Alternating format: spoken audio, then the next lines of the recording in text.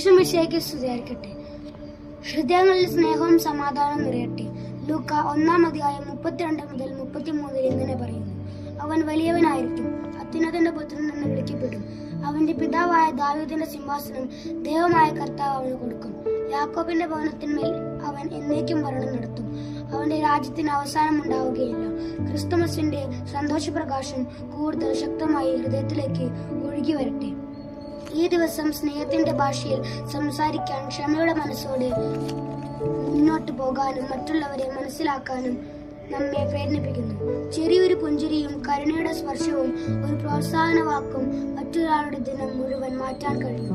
ക്രിസ്തുമസിന്റെ യഥാർത്ഥ മാതൃകയും സന്ദേശവും നമ്മുടെ ജീവിതത്തിൽ തെളിയട്ടെ.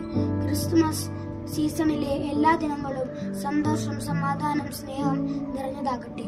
പുഞ്ചിരി ഒരു ചെറിയ സമ്മാനമാണ്, എന്നാൽ അത് വലിയ സന്തോഷം പകരും. ഇന്നേ ദിവസം നമുക്ക് കരുണയുടെ പ്രാർത്ഥന ചൊല്ലി ലോക സമാധാനത്തിന് വേണ്ടി പ്രാർത്ഥിക്കാം.